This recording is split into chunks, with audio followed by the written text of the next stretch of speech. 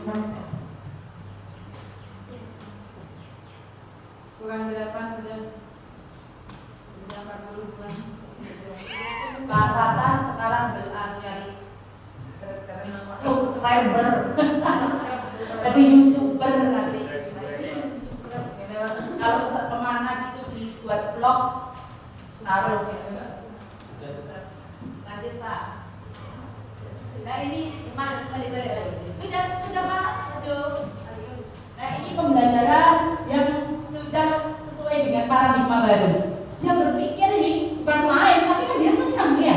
Anak-anaknya senang. Ini kemarin nggak tahu kelas berapa ketika saya ke ruang kelas, ini kok anak-anak ngumpulin bekasnya kue, ya. Saya kira belajar matematika untuk volume, saya kira seperti itu. Ternyata dia belajar komposisi makanan serta manfaatnya, kan mungkin. Nah ini sudah Pak gurunya atau Bu gurunya ini sudah sesuai pembelajaran paradigma baru. Pertama, anak-anak senang karena kita pembelajaran dengan yang digaungkan sekarang ini adalah berpihak pada murid.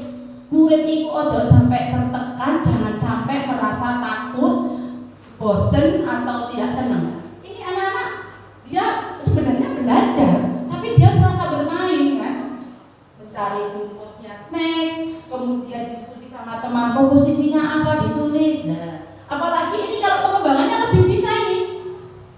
Mungkin ini kelas 4 kalau nggak salah waktu itu ini ya. Iya. Ini bisa dikembangkan lagi Pak Daril atau Bu Nur yang kelas 4, yaitu mengenai uji makanan. Ya, ini kan tentang makanan.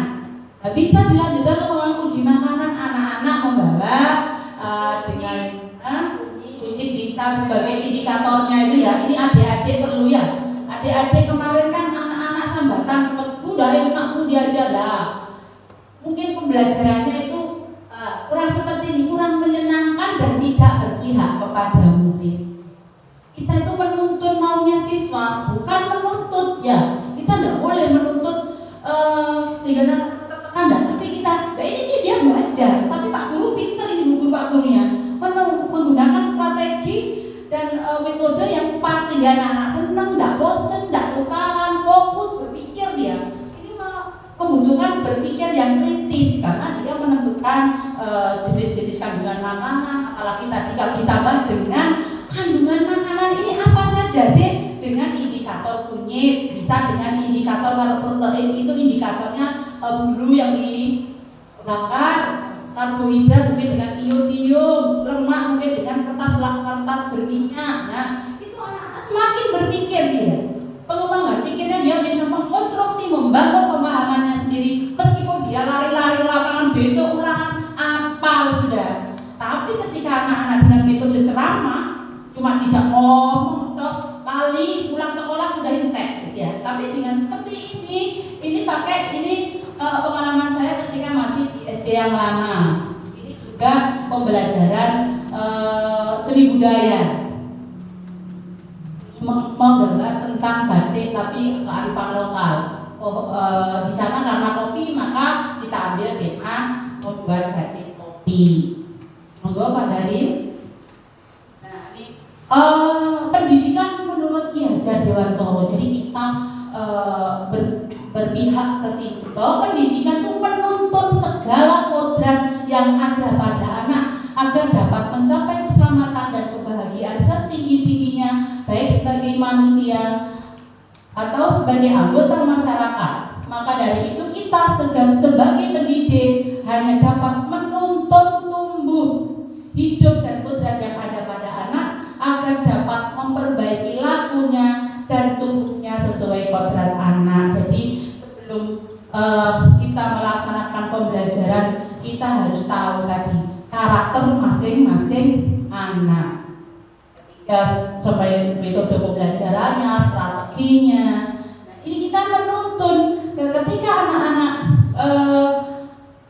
pembelajarannya kita anggap kalau sudah duduk ngaku rancang, kemudian diam, itu kita merasa berhasil.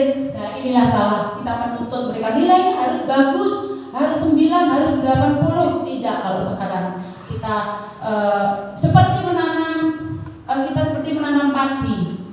kita ikuti ritmenya menanam padi. Kalau kita menanam jagung, ya kita ikuti ritmenya menanam jagung. Seperti ini kodratnya anak seperti apa, pengennya dia pembelajaran seperti apa. Makanya kemarin ketika ada kasus budidaya, saya tanya ke anak-anak itu maunya budidaya seperti apa. Dan itulah kita menuntun, ya kita menuntun sesuai kodrat anaknya. Maunya apa, sampai sekarang belum terjawab ya ibu ya. Dia budidaya, nah itu maunya budidaya seperti apa. Kasus yang menimpa kepada budidaya itu juga termasuk kasus ya, kasus yang harus kita pecahkan. Salah satunya ini, maunya anak seperti apa biar budidaya bisa mengerti menuntun anak ke sesuai dengan kodratnya anak tadi. Kalau zaman kodrat itu ada anak kodrat zaman, karena zamannya sudah digital, kita juga mau tidak mau bapak ibu guru juga harus melek digital ya. Seperti saya sebenarnya itu ikut guru penggerak itu awalnya hanya percaya diri saja, nanti bisa dipelajari sambil jalan gitu. Ternyata alhamdulillah di bawah coach Daril, akhirnya saya bisa sedikit banyak mandiri. Kalau ketika trouble baru panggil. Karena saya sendiri mengakui karena sudah bukan generasi Y. Kita generasi apa? Z. Beda. Kata ikutin, saya nggak tuntut juga utin, ya. Seperti itu. Lanjut. Nah, sekarang disiplin positif, kita masuk ke materi disiplin positif. Ada disiplin diri, adalah kemampuan memerintah diri sendiri untuk dalam mengontrol dan menguasai diri dalam memilih tindakan yang mengacu pada nilai-nilai yang kita hargai dengan penuh rasa tanggung jawab tanpa diperintah oleh siapapun. Ini biasanya kita peraturan gitu ya, tapi kita tidak diperintah, kita menyadari sendiri. Kita datang pagi itu bukan karena pengen dapat penghargaan, bukan pengen karena dielem ya, bukan, tapi karena disiplin pada diri kita sendiri. Bahwa kita nggak diperintah siapapun karena tanggung jawab kita. Saya rasa Dewan Guru SDN Kemiri 1 sudah 99% melaksanakan disiplin diri. Nah sekarang kita kalau mendisiplinkan anak-anak, saya rasa anak-anak untuk mematuhi peraturan juga sudah bagus. Kemudian dalam disiplin diri nanti akan timbul kebajikan, nilai-nilai.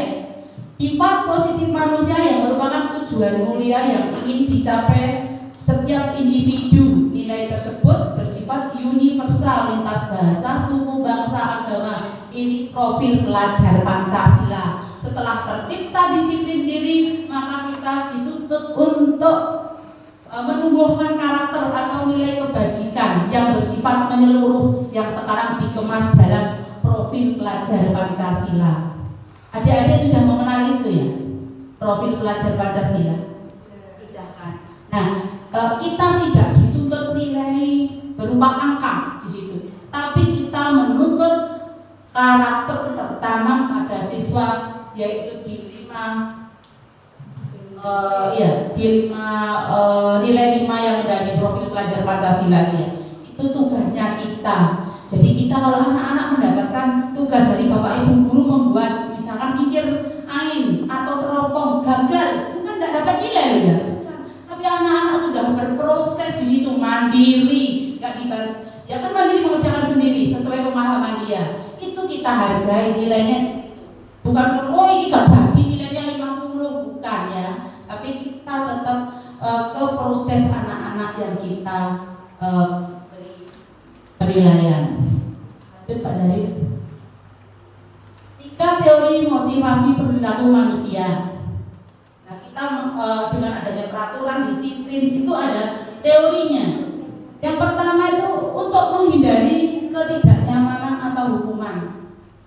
Biasanya kita melakukan sesuatu, Pak Nadiri datang pagi misalkan ya, datang pagi, takut tidak nyaman di hatinya, tapi bukan karena aku takut dihukum sama Bu KS misalkan ya. Itulah untuk menghindari alasannya seperti itu. Orang yang motivasi perilakunya untuk menghindari hukuman mau melaksanakan pada hari berangkat jam 6:30, tapi yaitu untuk menghindari hukuman. Apa yang terjadi apabila saya tidak melakukannya? aku nek gak teko jam itu, sebelum jam itu digegeri sama Bu KS. Nah itu bukan karena disiplin diri, tapi karena takut atau tidak nyaman. Sama anak-anak gak boleh seperti ini. Anak-anak harus menciptakan karena kesadaran diri. Nah, jika tidak melakukan maka kebutuhan mereka tidak terpenuhi dan bersifat eksternal. Tidak terpenuhi kalau tidak Pak Dalil nggak datang pagi, nanti aku minta tanda tangan dan dikasih lah seperti itu. Jadi ada tujuan lain atau pengen dipuji Pak Dalil, biar dipuji ya seperti itu. Berarti belum ada disiplin diri. Kemudian untuk mendapatkan imbalan atau penghargaan, mereka melakukan untuk mendapatkan pujian yang menurut mereka sangat penting juga demi hadiah, pengakuan dan imbalan. Karena ada di antara sifat-sifat orang itu butuh kalau pujian itu sangat penting. Ada yang menganggap seperti itu. Ada nggak butuh pujian? Nggak, aku nggak perlu pujian. Ada juga yang seperti itu. Tapi ada yang menganggap bahwa pujian, hadiah, imbalan itu number one. Ada seperti itu. Kenapa akhirnya dia bisa melakukan peraturan itu dengan baik? Alasannya itu. Yang ketiga ini yang harusnya menjadi yang dasar kita sebagai pendidik untuk generasi kita nanti, untuk menjadi orang yang mereka inginkan menghargai diri sendiri dengan nilai-nilai yang mereka percaya. Ini adalah ciri-ciri orang yang mempunyai disiplin positif karena motivasinya, berperilakunya bersifat internal. Nah ini harusnya kita seperti ini, melakukan semua peraturan atau nilai kebajikan tapi karena ingin menghargai diri sendiri. Oh aku ya memang ini sudah tugas saya, sudah kewajiban saya kalau saya memang harus melakukan nilai kebajikan atau keyakinan atau kesepakatan yang telah disepakati. Nah ini yang nomor 3 ini semoga kita menjadi yang nomor 3. Kita melakukan disiplin positif bukan karena dapat ingin hadiah, bukan karena ingin imbalan atau karena takut hukuman. Ini pun harus kita terapkan di kelas kita masing-masing ke anak-anak. Jadi anak-anak melakukan sesuatu karena dia tahu karena itu salah, ini baik, ini benar, bukan karena anak-anak takut. Itu yang ingin saya terapkan kepada anak didik kita. Oh, bisa dipahami untuk disiplin diri ya? Lanjut. Nah, kebutuhan dasar manusia. Apakah ini sangat penting untuk anak-anak kita? Sangat penting sekali. Kita harus mengetahui kebutuhan dasar siswa agar kita ketika mendiagnosis, ketika mencarikan obatnya itu pas, sesuai. Kadang-kadang saya sendiri ya ngeluh, iku pancen gak iso atau iku pancen mohon maaf kadang IQ-nya lah gitu, nggak boleh ya.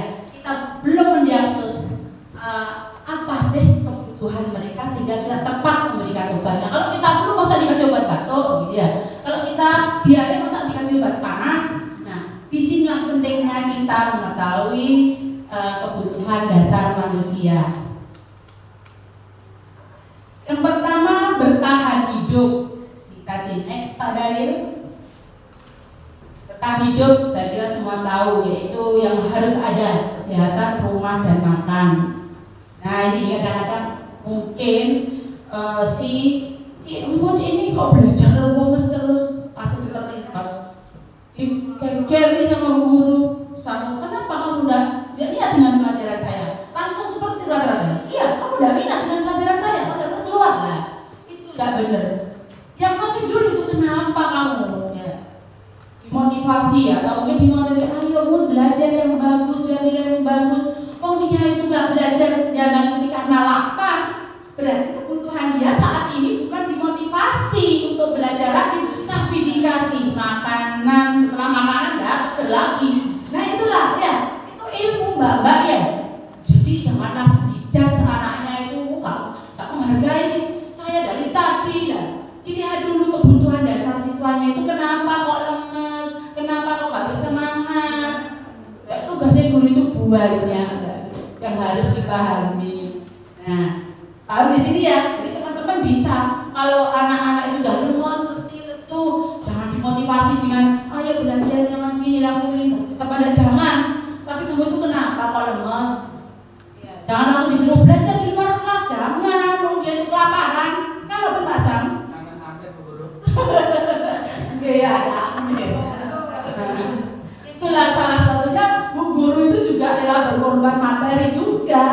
Ya rata-rata gitu. Nah ini lanjut. Kasih sayang dan rasa diterima. Kasus kita di sini tegar ya. Tegar itu karena mungkin dia kurang kasih sayang, kurang diterima, dia dibikin ulah di sini. Bikin ulah apa ya? Terus cewek juga ditonjok ya. Nah, dia itu setelah kita pelajari, kita diagnosis, nah ternyata dia mungkin di lingkungannya kurang diperhatikan, kasih sayangnya kurang, sehingga dia melampiaskan ke hal-hal yang negatif. Kira-kira ini Bapak Ibu sudah sering alami ya. Cuman zaman diagnosis itu kita kadang-kadang salah. Pokoknya orang metu, gak ngikuti pelajaranku metu, ya dijemur, ada zaman sekarang jemur anak ya. Lanjut. Kebebasan, kebutuhan untuk pilihan, kebutuhan akan kemandirian, otonomi dan menentukan arah hidup. Kalau di pembelajaran ya jadi tadi itu ya saya senangnya belajar milih. Saya senangnya belajar lewat ini Bu, lewat auditori. Saya inginnya belajar tuh langsung ke lapangan. Karena saya pernah punya murid kalau dimasukin di kelas tuh nggak sampai 10 menit sudah gelisah dia sudah, maunya keluar terus. Tapi ketika pembelajaran di luar kelas bagus, misalkan saya suruh pengalaman saya pribadi, saya suruh coba hitung, cari botol, hitung volumenya, hitung luas lapangan itu, hitung, ya bener, rumus-rumusnya bener, penerapannya bener. Tapi ketika di kelas soal dikasihkan kan dikerjakan satu aja untuk hitungan, sudah panas di matanya dia mau keluar. Nah, itu kan dia tidak bisa pembelajaran. Nah itulah kita harus mengetahui kesiapan siswa. Salah satunya itu. Lanjut Pak dari kesenangan. Nah, ini kesenangan. Hak anak itu mendapatkan kesenangan. Kesenangan itu bisa tertawa, bermain. Karena sesuatu kalau dia senang akan mengerjakan tugas yang diberikan Pak Guru, dia senang, konsentrasi tinggi dia pasti. Contohnya tadi tuh ya, pembelajaran yang membuat es krim. Senang kemarin makan es krim. Ya, senang dia. Karena senang dia melakukan dengan konsentrasi tinggi.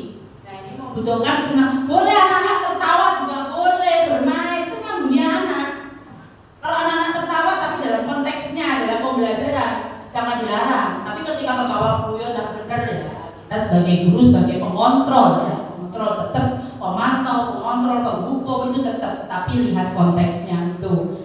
Jadi kita masuk, Bapak Ibu guru, adik-adik nanti kalau masuk itu jangan rembut ya, mukanya meskipun putus dengan pacarnya atau di mana di rumah mungkin lagi masuk itu kelihatan mukanya itu fresh, apalagi pakai lipstik kita agak merona.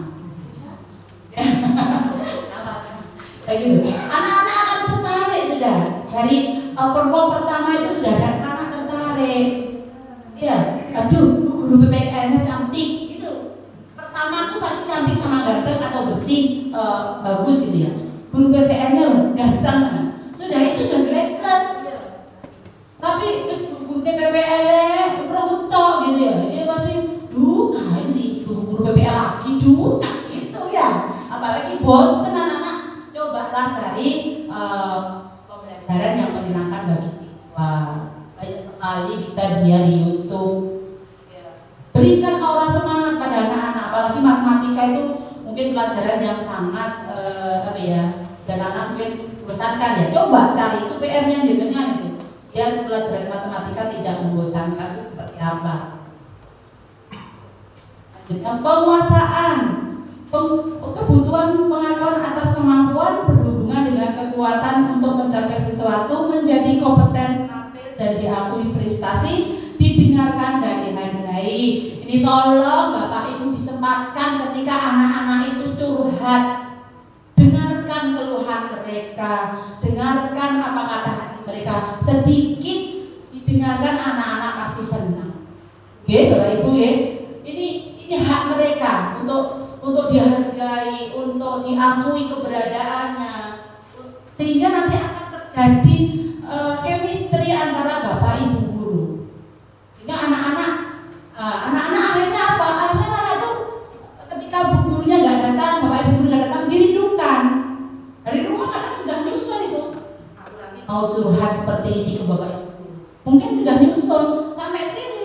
Saya mau cerita, aduh ini kok ya, itu sudah itu sudah mata kanan ya. Tolong itu sisihkan sedikit untuk curhatan mereka, dengarkan kata hati mereka. Mungkin mereka di rumah tadi lagi gak enak ngobrol sama ibunya, sama adiknya, mungkin pengen curhat di sekolah, tolong didengarkan dulu sehingga nanti akan tercipta kondisi awal pembelajaran itu menyenangkan bagi mereka. Paham ini ya Bapak Ibu ya? Saya rasa sudah ada beberapa dari kita yang sering mendengarkan curhatan anak. Lanjut. Nah ini yang sering kita lakukan kadang kita merasa menerima posisi kontrol.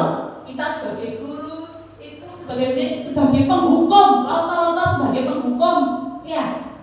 Ini sebagai pembuat merasa bersalah. Sebagai posisi teman, ini posisi kita ya sebagai guru ya, posisi pemantau dan monitor, dan yang terakhir sebagai manajer, sebagai penghukum. Misalkan ada kasus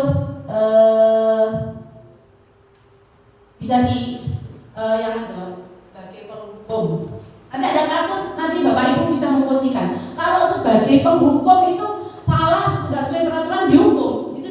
Hukum. Kalau pemantau, oh kamu salah. Kalau salah kamu harusnya bagaimana? Nah seperti itu. Konsekuensinya apa? Itu pemantau. Kalau posisi sebagai teman, ya itu diajak sharing sehingga anak-anak menyadari kesalahannya. Mungkin bisa ini ada beberapa kasus. Saya lihat kasus satu dulu. Ini biasanya terjadi pada guru baru. Bisa dibagikan mungkin Bapak Ibu guru 5 ada. Guru matematika ini. Guru matematika dan wali kelas 6, Ibu Santi sakit sehingga tidak dapat masuk dan mengajar. Akhirnya dicarikan guru pengganti, Bu Eni. Bu Eni baru 2 tahun menjadi guru SMP, padahal sudah 2 tahun ini ya. Beberapa perempuan Vivi Natali mengetahui hal ini dan mulai menggunakan kesempatan untuk bersikap seenaknya, seperti kasusnya Mbak Jadi. Ya, padahal ini 2 tahun anak-anak masih seenaknya ini ya. Sambil mengingatkan mereka untuk fokus pada pekerjaan tugas. Ini Bu Eni sudah cepat sabar ini. Ayo digarap kan gitu tuh. Nah, ayolah tugasnya dikerjakan. Nanti Ibu ditegur Bapak Kepala Sekolah kalau kalian tidak mengerjakan. Tolong bantu Ibu ya. Namun Vivi dan Natali malah tertawa. Ibu santai aja Bu. Disepelekan kan? Disepelekan. Mereka tetap tidak mengerjakan tugas dan malah mengobrol. Keesokan harinya Bu Santi memanggil Vivi dan Natali. Bu Santi ini wali kelasnya ya. Serta menanyakan tentang laporan Bu Eni. Bu Eni ini guru pengganti, guru baru. Bu Santi menanyakan apakah mereka bersedia melakukan dan memperbaiki permasalahan yang ada. Vivi dan Natali sempat ragu-ragu dan membela diri. Rata-rata anak-anak itu membela diri. Ya, pasti membela diri. Vivi dan Natali sempat ragu-ragu dan membela diri, namun pada akhirnya mengatakan akan meminta maaf. Santi menanggapi tindakan itu dan boleh saja dilakukan bila mereka sungguh-sungguh ingin minta maaf. Namun Ibu Santi menanyakan kembali apa yang mereka bisa lakukan untuk menggantikan rasa tidak hati Ibu Santi. Baik Vivi maupun Natali mengakui bahwa perilaku mereka tidak sesuai dengan keyakinan kelas. Ibu Santi melanjutkan kembali apa yang akan mereka lakukan untuk memperbaiki masalah dan adakah gagasan. Itu intinya itu gak dihargai, ya. Gurunya gak dihargai, guru penggantinya karena guru baru. Nah, masalah di sini masalahnya ini Ibu Santi itu berpihak dalam 5 posisi kontrol tadi dia sebagai apa? Di situ kalau dia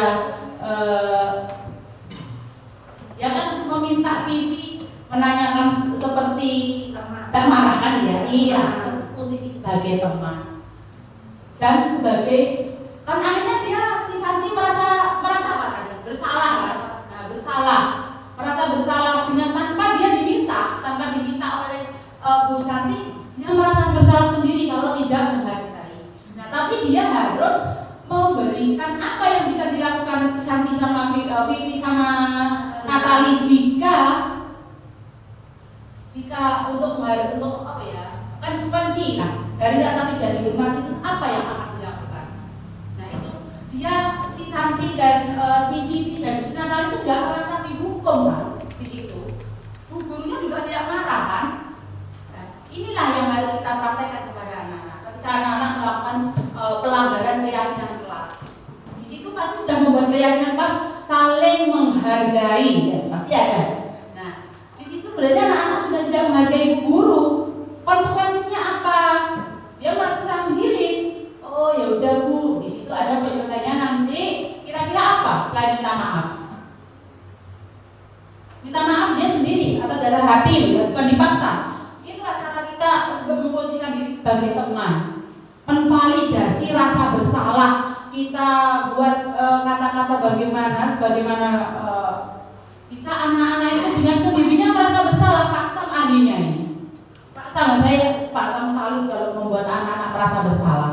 Kita bisa berburu ke Pak Sam ke masalah itu. Sehingga anak-anak dengan sendirinya merasa bersalah. Iya, saya salah, saya akan minta maaf. Tapi kan tidak cukup dengan minta maaf kan. Ada sesuatu yang harus dibayar oleh anak-anak. Tapi yang menentukan bukan kita. Kita tidak boleh menentukan apa yang harus dilakukan anak-anak. Anak-anak sendiri yang harus menentukan.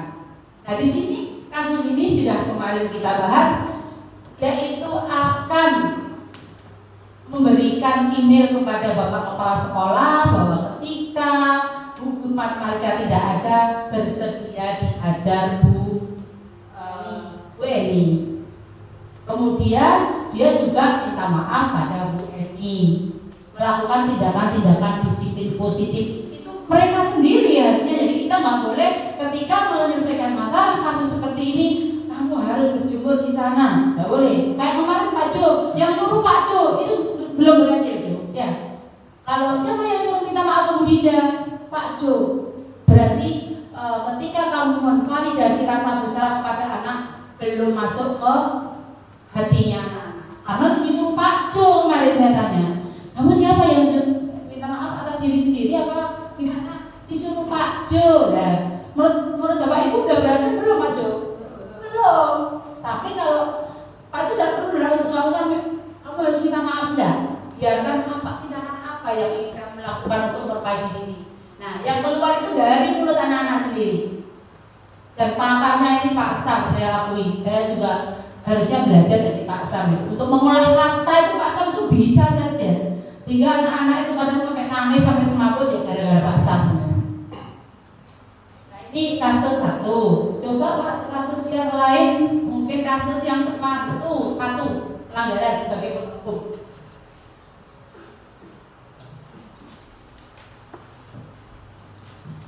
Nah ini terlambat sekolah. Bolehlah terlambat sekolah. Ya ini tidak sepatunya salah. Pak Lukman ini dia peraturannya di sekolah kita harus memakai sepatu hitam.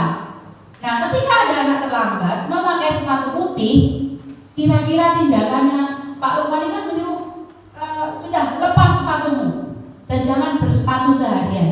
Kamu tahu kan kalau peraturan di sini sepatunya harus hitam. Kira-kira tindakan Pak Lukman itu sebagai apa? Penghukum. Kedua di situ tidak boleh menggunakan sepatu selain warna hitam. Nah konsekuensinya di situ tidak boleh dipakai. Kan sudah ada sebagai penghukum. Berarti seharian si anak tidak bersepatu. Nah kira-kira seperti itu ada yang menjawab kok kejam gitu ya. Itu guru jadul gitu ya. Ada yang berpendapat seperti itu. Ada yang kalau sudah guru yang sekarang ya kasihan kali trauma anaknya kan gitu, izin. Nah beban mental kan gitu. Nah itulah konsekuensi yang harus diterima anak. Kenapa? Karena di situ sudah tertera peraturan, keyakinan bahwa sepatu harus hitam. Dia Pak Lukman di situ, Pak Lukman ya.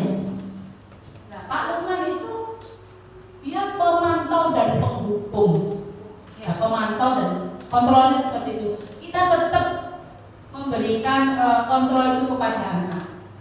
Kalau maunya anak-anak tidak usah dihukum, nanti akan ada lagi yang pakai sepatu yang warna putih, warna kuning, warna merah, warna hijau. Nah, tapi konteks seperti ini pun ada yang masih membantah. Kenapa? Ini kan teori ya. Kalau di Gunung Pasang misalkan, di Suci Lima misalkan, anak-anak langsung pakai sepatu hitam. Ya bersepatu aja alhamdulillah. Nah ini karena ini harusnya seperti kasus-kasus seperti ini tidak bisa saklek ya, tidak bisa. Kalau kemudian di sekolah kota bisa diterapkan, tapi untuk adik-adik nanti untuk pengetahuan, untuk sekolah di pinggiran di desa, mereka itu malah punya yang sandalan ya. Terus kamu pulang gitu, kamu nggak usah ya, kita nggak bisa ya. Ini nanti bisa kita membersihkan lembaga masing-masing, tapi posisi sebagai pemantau harus tetap dilaksanakan. Mungkin lanjut ke slide saja. Saya kira Bapak Ibu ini untuk membuat merasa bersalah itu yang tadi mengolah kata. Jadi anak muncul diri, jangan disuruh gara-gara Pak Jo yang minta maaf. Karena kemarin kita ada kasus anak-anak itu meninggalkan jamnya Bu Dinda karena main wayang. Minta maaf tapi disuruh Pak Jo.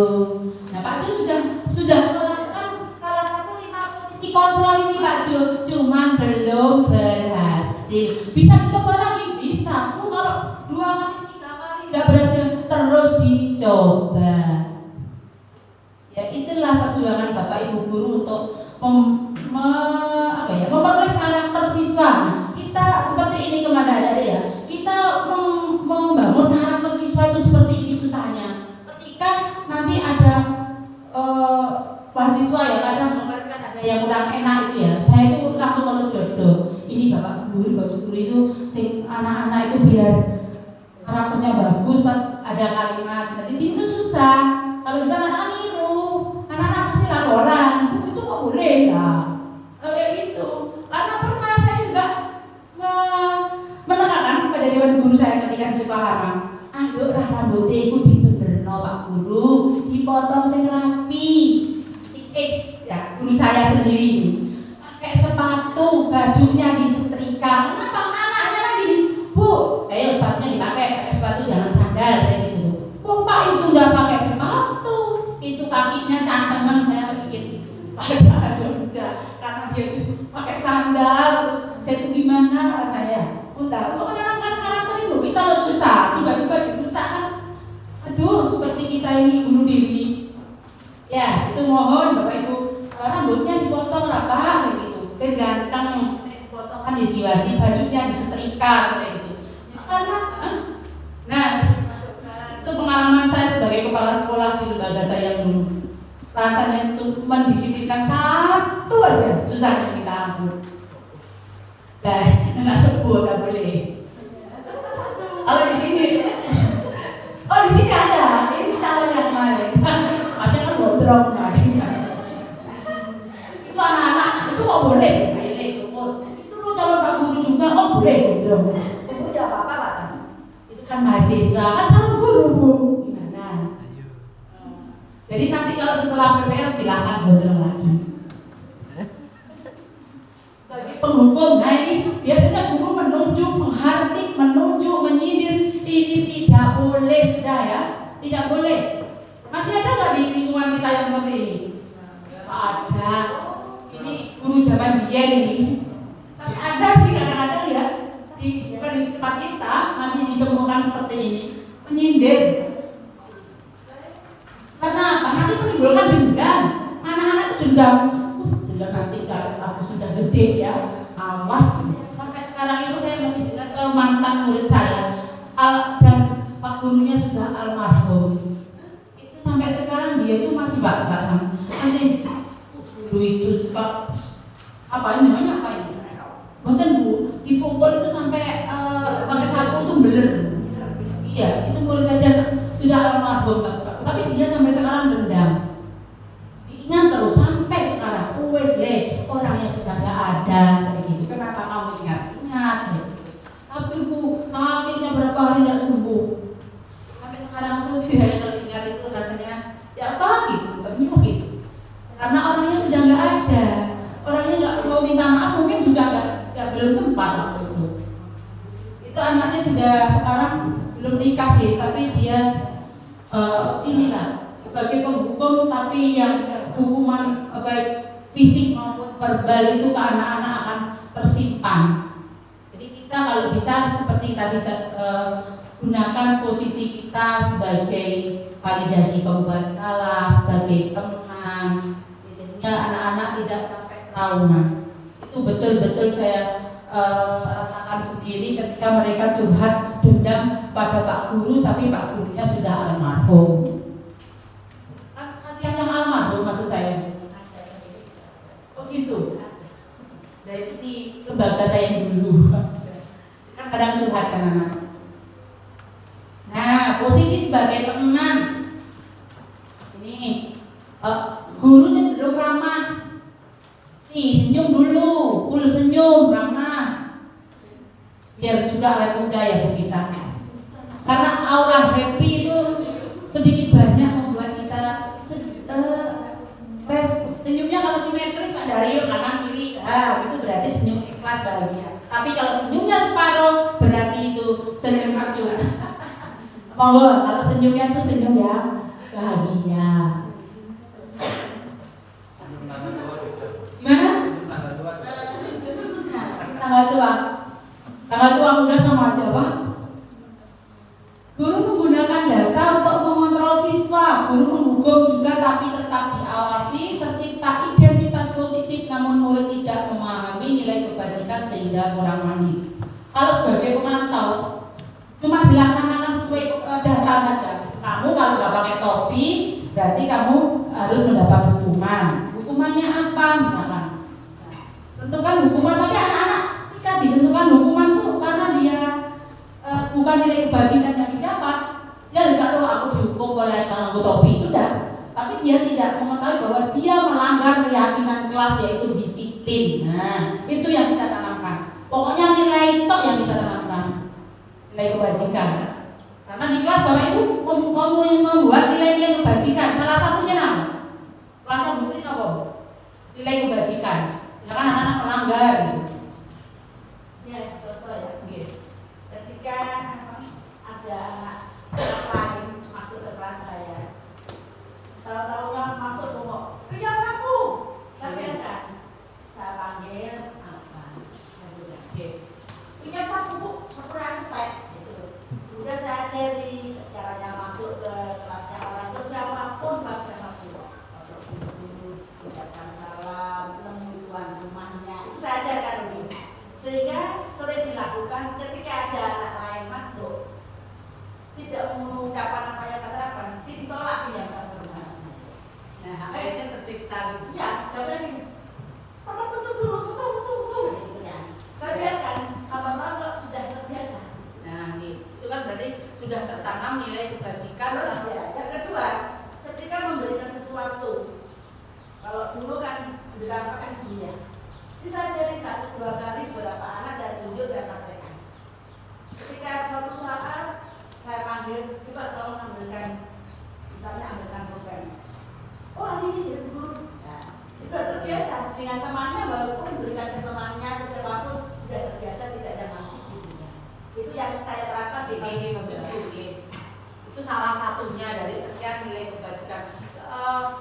Itu anak-anak langsung aksi nyata gitu, langsung aksi nyata pada anak-anak.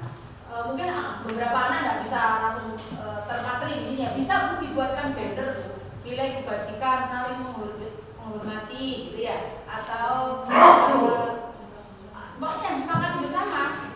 Bila izin keluar, dia keluar izin Bapak Ibu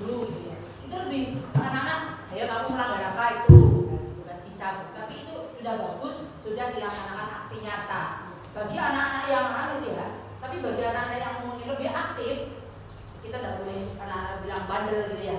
Adalah Aktif kamu bisa. ketika ada anak yang terlambat, biasanya namanya anak kecil. Tahu-tahu terlambat 10 menit atau 5 menit, tahu-tahu masuk. Nah itu Harapannya begini, terutama kekuatannya. Kamu nggak assalamualaikum, ditegur gitu. Artinya apa? Disuruh keluar. Nah itu mengucapkan assalamualaikum. Ya semua orang guru nih telat. Itu yang terakhir yang saya sampaikan. tapi nunggu disuruh gitu. Enggak kan? Enggak kelasnya, ya kelasnya.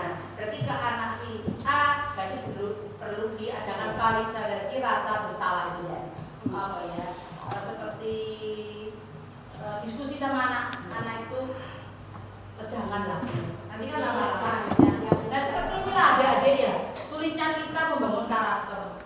Mudah-mudahan nanti ke depan adik-adik ini sabar. Didik putra putri itu ya segitu. Berlipat-lipat sabarnya kita sebagai guru SD, sangat berlipat-lipat. Hanya mengucapkan terima kasih aja kadang-kadang anak-anak itu sulit, maaf aja sulit. Lanjut Pak Dalil. Nah, posisi manajer, guru disarankan untuk membimbing siswa untuk memiliki sifat disiplin positif, mandiri, tanggung jawab sehingga mampu memecahkan masalahnya sendiri. Ini tadi Bu Sri yang sudah menerapkan seperti itu. Betul Bu. Sebagai manajer di kelasnya kan dengan Bu. Nah, jadi anak-anak akhirnya memiliki disiplin positif tadi. Masuk salah minta maaf, keluar izin. Nah, kalau menerima barang pakai tangan kanan, mengucapkan terima kasih jika diberi. Nah itu manajer yang berkapasitas di sini. Sekarang tidak yang ngajar kok materinya Pak Nana terus tidak seperti itu. Keyakinan kelas tadi sudah kita bahas, sudah banyak yang kita bahas. Pembentukan keyakinan kelas sudah ya paham ya kira ya. Lanjut Pak Dalil. Bedanya peraturan ini Bu, peraturan dan keyakinan. Kalau peraturan mengembalikan buku pada tempatnya, berarti kebajikan atau nilai yang kan ada pojok buku ya. Pojok buku itu kan ada anak-anak baca, ada peraturan di sekolah, di kelas. Kemudian ada nilai yang ingin disampaikan pada anak-anak yang ingin diterapkan. Kembalikan buku pada tempatnya. Berarti kita melatih anak-anak untuk apa? Bertanggung jawab. Itu sudah diterapkan. Mudah-mudahan nanti kalau saya ada waktu, kepengen kalau ada waktu itu evaluasi bukan boleh kepala sekolah bukan ya. Bukan saya cuma ingin menerapkan yang saya dapat ini loh, biar diterapkan di komisi 1. Dilarang mengganggu orang lain. Nah berarti di situ nilai kebajikan yang kita tampilkan apa? Menghargai, anak-anak dilatih menghargai orang lain. Seperti tadi Bu Sri, muridnya kan kurang menghargai karena tiba-tiba masuk. Nah, tidak benar. Sehingga harus dibuat peraturan dan keyakinan yang ingin ditanamkan ke anak-anak. Hadir 5 menit sebelum pelajaran dimulai. Tadi juga Bu Sri sudah nilai apa? Komitmen gitu. Itu namanya anak-anak komitmen di peraturan 5 menit sudah masuk komitmen. Kemudian dilarang melakukan kekerasan, ada pukul-pukulan, tidak boleh. Untuk apa? Nilai apa yang mau disampaikan ke anak-anak? Kenapa nggak boleh pukul-pukulan? Kalian harus menghargai. Kemudian untuk keselamatan juga itu kita tanamkan dengan aksi nyata setiap hari, tidak bosan-bosan dan harus sabar berlipat-lipat, terutama guru agama. Guru agamanya itu sabarnya harus berlipat-lipat. Nah sekarang ini segitiga restitusi ini sudah saya terapkan beberapa kali, alhamdulillah berhasil. Ya, memang kudu pinter olah kata Pak Sam. Suatu saat nanti saya ingin belajar ke Pak Sam bareng-bareng gimana sih caranya menyusun kata biar anak-anak itu tembus ke hati itu loh Pak. Itu yang susah. Nah ini kemarin anak ini rambutnya gondrong luar biasa Pak. Gurunya tobat sudah. Di Solo 3 itu gurunya tobat. Hampir itu kan saya dua lembaga. Satu kelas gondrong semua. Gurunya angkat tangan, sudah Bu saya nggak bisa, sudah bilang tiap hari. Gondrongnya nggak ukur-ukur, nggak cuma gondrong dikit itu. Kalau belakangnya itu cuma depannya sih, tapi belakang ini kayak mas saya kemarin.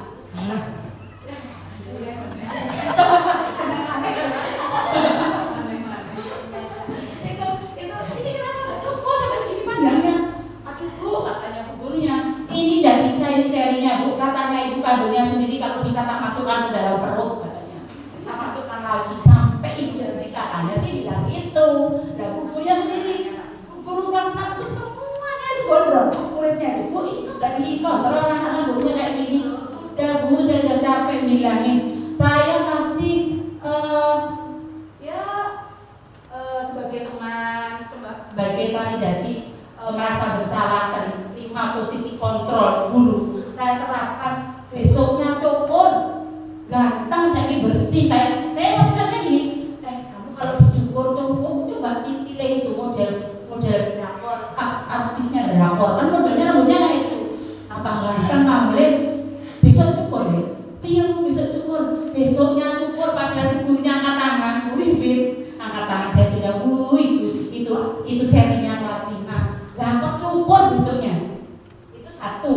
Kemudian saya masuk ke kelas 6 semuanya gondrong. Bu Sri katanya ini gimana Bu? Udah Bu, saya sudah bisa kandani angel. Sabtu saya supervisi kelas, Senin upacara rambut harus bersih. Ya kok tadi tentara semua, rambutnya ini tentaraan semua, sekarang plentas semua, pendek sekali dulu, paling 2 cm. Ya Allah, nah itu memang butuh sentuhan ketika menyampaikan sesuatu. Gak oleh menghardik ya, detak-detak, marah, dengan muka yang serem, mana gak direken sama anak-anak ternyata. Itu contohnya kok, alhamdulillah kok berhasil ini ya. Proses restitusi, ini kita sudah melaksanakan, tapi kadang kita itu gak sadar. Apa sih tak lakukan itu jenenge gak tahu. Nah ternyata itu segitiga restitusi itu ada namanya itu meyakinkan identitas anak-anak itu. Kok sele kamu seperti ini, alasannya apa?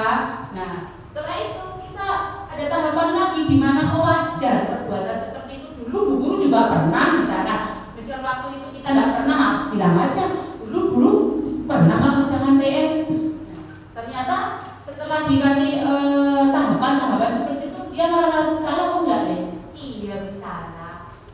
Terakhir kemarin kasus merokok di sana juga, akhirnya juga membuat kesepakatan tidak merokok. Rokoknya yang diolehi oleh UTES, seperti UTES. Ya, bekas. Bayangkan bekasnya kan giginya saya lihat itu kan kuning. Giginya kuning ada plat hitam seperti orang rokok. Tak amati kamu itu merokok kan ini. Pertama nggak ngaku, lama-lama ya ngaku. Tiba-tiba masa itu, iya Bu itu pernah ketemu merokok. Tak lihat giginya itu bukan kotor karena itu bukan ya, tapi karena ada plat sama kuning kan memang warna giginya sudah berubah kuning. Itu pun saya pantau sampai sekarang, mudah-mudahan bisa berhenti. Tapi tadi awal ini proses menciptakan kondisi di mana murid memperbaiki kesalahannya dan dapat kembali ke kelompoknya dengan karakter yang lebih kuat. Dan biasanya dibully, kemarin sini kan dibully ya, kan ada peristiwa dibully. Nah itu kita membalikan kondisi anak itu yang bully itu merasa bersalah. Setelah itu dia membuat seperti komitmen untuk dirinya sendiri. Kita tidak nyuruh ya, kita hanya mau seperti apa. Kita ikuti maunya, maka dia akan bisa menanamkan karakter untuk kembali ke kelasnya atau kelompoknya dia bermain itu dengan tenang. Kan kadang kalau sudah nggak ada tindakan, mereka menyendiri ya. Mereka menyendiri, nggak belum kumpul dengan temennya. Nah itu kalau tidak ditangani dengan tepat. Restitusi juga merupakan kolaboratif yang mengajarkan murid untuk mencari solusi dari sebuah masalah, juga membantu murid mengajarkan orang seperti apa yang mereka inginkan. Nah, itu kemarin itu restitusi namanya Bu Dinda ya, yang Bu Guru lakukan tuh untuk mengeluarkan dia itu, oh ya aku bersalah. Setelah bersalah saya harus melakukan seperti ini tanpa disuruh. Itu yang belum berhasil. Dan kita juga Pak Samir belum selesai itu. Yang anak sana itu, dia anak mau sekolah lagi itu. Oh iya. Lanjutkanlah. Arah restitusi tertuju pada karakter, bukan tindakan. Lagi-lagi karakter yang kita bentuk. Menguatkan pada fokus solusi. Solusi bukan hukuman. Saya tekan lagi, bukan hukuman, tapi solusi yang terbaik untuk memecahkan masalah si anak. Kemudian mengembalikan murid pada kelompoknya. Ini bu yang gondrong, ini gondrong, ini sudah tua semua seperti ini rata-rata akhirnya. Kok bisa dalam waktu minggu Senin sudah kayak gini? Padahal katanya ini gondrongnya sudah hampir semua kayak gini semua. Bisa dikuncir semuanya. Nah, setelah saya ngajak ngobrol, ini kan ngobrol sepertinya ngobrol bersama resort di lantai itu bareng-bareng yang gondrong-gondrong kelas 6 ini. Sabtunya alhamdulillah cukur kabeh, leganya hati saya merasa berhasil. PR kita yang belum satu belum berhasil pasang. Ini sudah, kalau ini itu merupakan ya ampun, enggak ya adik-adik, kalau sudah berhasil itu rasanya long. Lihat muridnya rupanya yang kamu itu loh, ada yang ngomong kayak apa dia yang ikutan, tidak keluar. Memang seperti itu, sampai sini-sini itu ya ampun, kayak anak tidak dipakai gitu loh. Sekarang sudah ganteng-ganteng ini. Senang saya kalau ketemu tak harus dulu lagi. Itu juga merupakan kekuatan dari yang inilah ganteng sih rek. Oke, kadang ambune buah hari itu ya. Kita terus biarin lah nanti dikondisikan nanti ya. Oke, keringetnya kebo ya, lewat di depan kita salim, kadang emosi yang di sini ya. Ya, itulah Bapak Ibu guru perjuangan. Boleh utang nih, lari-lari. Jadi saya usap gini. Ya begitulah nasibnya Bapak Ibu guru itu. Tapi insya Allah ibadah kan gitu. Lanjutkan dari. Nah, ciri-ciri restitusi bukan menebus kesalahan, namun memperbaiki. Restitusi tawaran, bukan paksaan. Kalau yang maksa, Bapak Ibu guru ya. Kamu harus minta maaf, tidak boleh, biar keluar dari hati nurani anak sendiri. Bersifat menuntun dalam diri siswa, dituntun ke arah yang lebih baik. Di sini artinya kita tidak boleh kekerasan. Mungkin ada videonya. Nah, ini langkah-langkah restitusi. Ini ada validasi tindakan yang salah. Pertama itu menstabilkan identitas. Anak-anak kita terapkan, setiap orang pasti pernah melakukan kesalahan. Jadi anak-anak mikir, oh iya, Bu Guru juga pernah salah. Bu Guru pernah dulu nggak mengerjakan PR. Bu Guru pernah dulu telat. Nah, kasih contoh kita sendiri. Kemudian, jadi bukan satu-satunya yang melakukan ini. Mungkin kakak senior ada wajar seusia kalian. Jadi kita nggak nyalah, no. Salah kamu itu, apalagi dengan menunjuk, menghardik, tidak boleh. Namun ini validasi tindakan yang salah. Kamu tentu punya alasan, tanyakan alasannya. Kok seperti itu? Tanyakan. Adakah cara yang lebih efektif untuk mendapatkan apa yang kamu butuhkan? Kalau kita tanya, dia tahu kebutuhan si anak dan kita tahu untuk memberikan obatnya. Kemudian keyakinan kelas yang disepakati di dalam berhubungan dengan keyakinan kelas, peraturan yang ada di sekolah.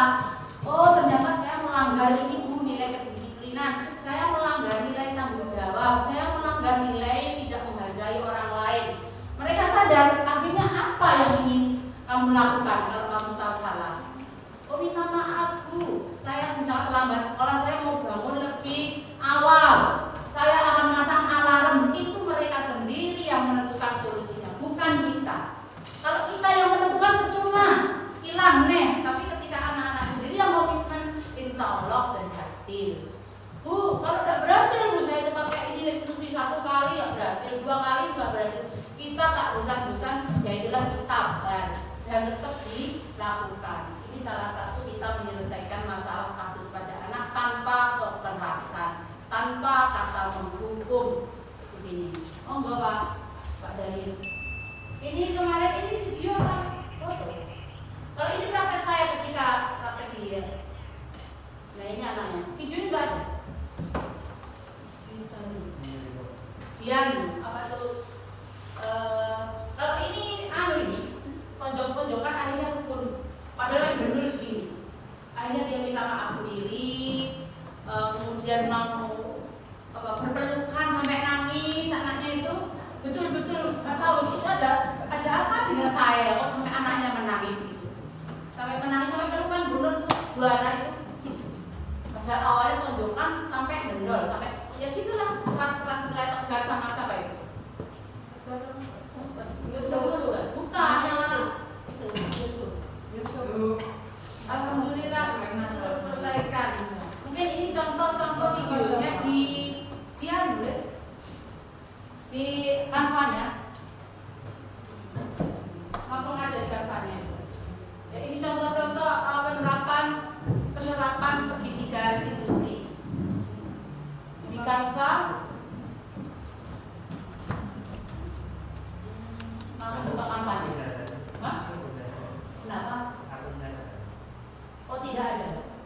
Di itu CFG 1 itu.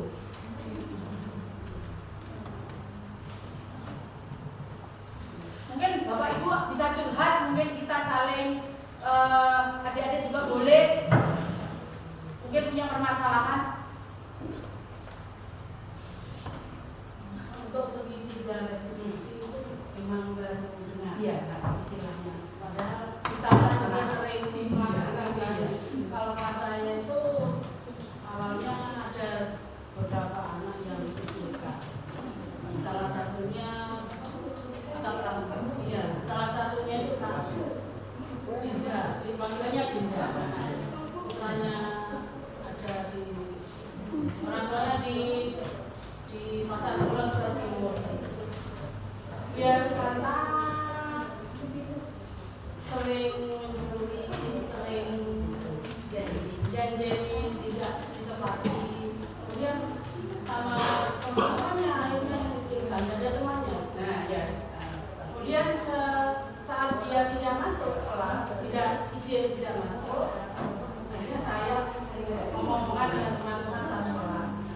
Kenapa ada anakku gini, saya dijanjiin hadiah, kemudian dia nyantang saya, kemudian di depan ngaji juga pernah mencuri di warung-warung, rumahnya juga suka mencuri.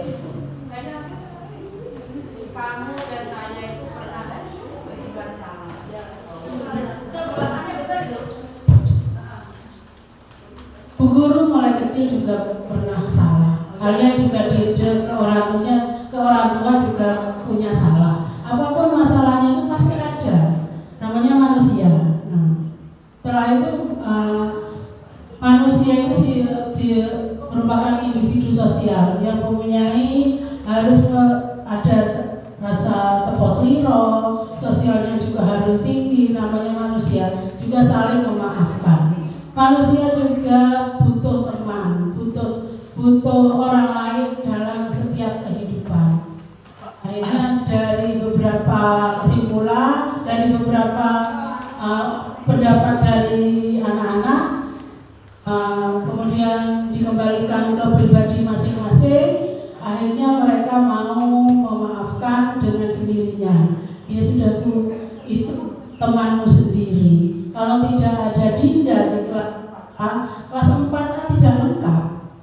Kalaupun kelas 4A tidak ada Bu Guru, tidak ada Bu Mu, tidak ada Bu Dinda, tidak ada Pak Fatah, itu tidak lengkap.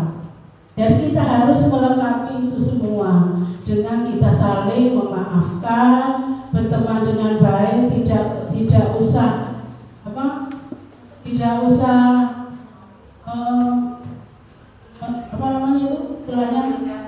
mengucilkan teman.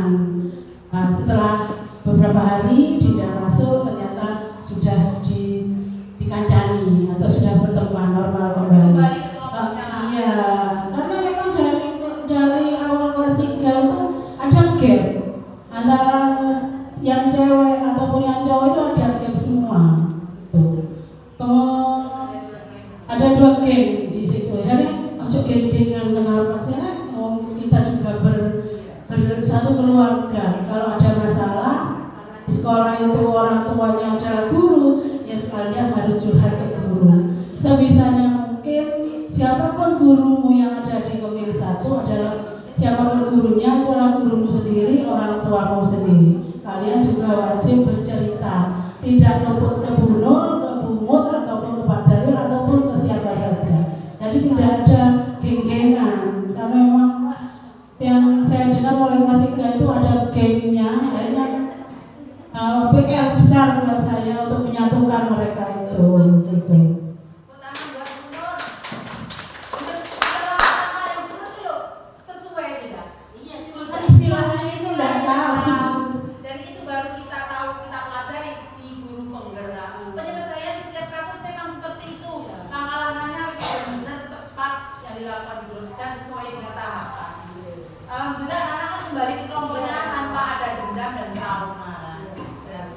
Mudah-mudahan yang lain bisa mencontoh ke Bu Nur, mungkin yang lain juga sudah melakukan. Memang kita nggak tahu istilahnya apa sih ini. Ternyata itu adalah segitiga restitusi dan ada teorinya. Dan teori itu setelah saya praktekkan ternyata ya bener. Ya. Kalau gagal ya kita coba lagi seperti itu. Itu ilmu baru bagi saya di guru penggerak, kita terapkan budaya positif di sekolah. Nah, terima kasih Bu Nur sudah mungkin bisa menularkan ilmunya ke teman. Kalau tular itu Bu Nur, kita kan membebaskan. Bukannya natural gitu Bu. Di kelas itu natural. Alurnya itu ada muncul sendiri. Tidak ada aku kok kepingin apa, tidak ada jadwal. Seperti halnya kemarin kasus Bidida. Dan selama teman-teman ada di sana, saya itu di kelas tanya, kata karena waktunya PTA itu ditukar.